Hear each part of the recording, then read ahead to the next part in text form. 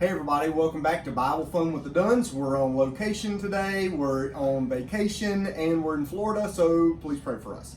All right, today we're studying Job chapter number 40, and this is one of our favorite chapters in Job because it's talking about a lot of really neat things. Now, Job is talking with God, but to be more specific, God is doing all of the talking, okay? So Job has said through the whole book, he wishes he could ask God some questions.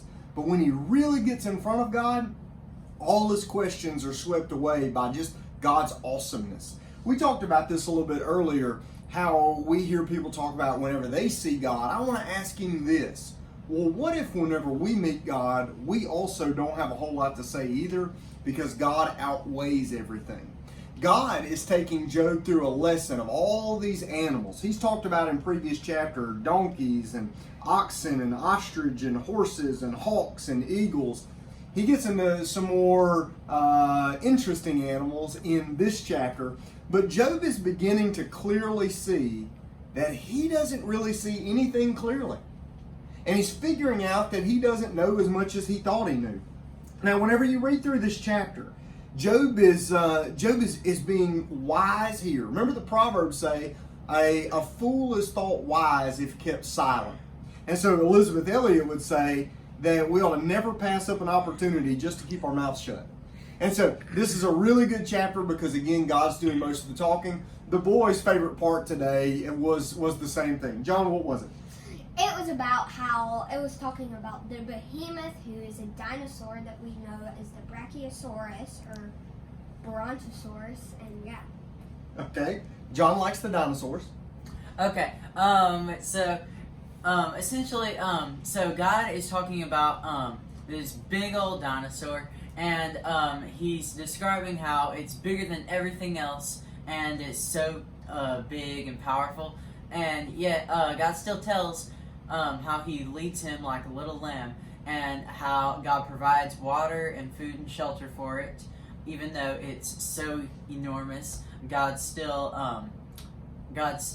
shepherds it, and so that makes us think that if that huge thing that could probably do anything it wanted still needs God, then think about how much we need God. That's true. You know, whenever we read through this, we're going to read about tomorrow, we're going to read about something called the Leviathan. In this chapter, it's talked about what seems to be a large dinosaur. But listen, here's the truth. We don't know what this was. We weren't there. And I'm going to tell you what, when God is talking, the main thing we're supposed to see there is not trying to figure out what an animal is. The key to this book is to try to know more about God. And so there's a lot of debates on what that animal was, but at the end of the day, I'm going to be honest with you, it didn't matter to me what the animal was because God is bigger. Let me show you the two extremes of this. First is the animal that he made. Verse 15 says, "Look now at Behemoth, which I made along with you." Well, now here's the deal. If this is just a big animal, that's fine. If this is a dinosaur, well, you look back and he says, I made this along with you. So when did God create this animal, whatever it was? Well, if he made it along with Job, then God made it on day 6 of creation. You find that in Genesis chapter 1, verse 24 to 26. But God is bigger than this animal. If you look back up in verse number 5, it says, "Then the Lord answered Job out of the whirlwind." So this huge storm came up. By the way, I told you we're in Florida. Like right outside our window is a big old storm. Now, here's what we know. We look at satellite coverage of all that stuff. We're watching that stuff like you are. But what God is saying is, God is speaking out of these things. It says, "Then the Lord answered Job out of the whirlwind." And here's what I wrote in my notes on the side of my Bible.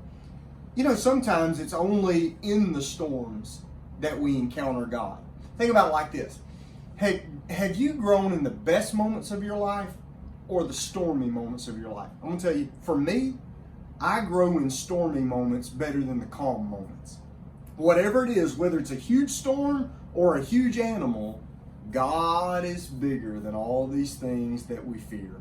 God is in charge. And when we see him, knowing him is more important than knowing any other answer to any other question we've got. Keep reading. We're going to finish Job up tomorrow. We'll see you then. Bye. Bye. God is bigger than the boogeyman. He's bigger than Godzilla.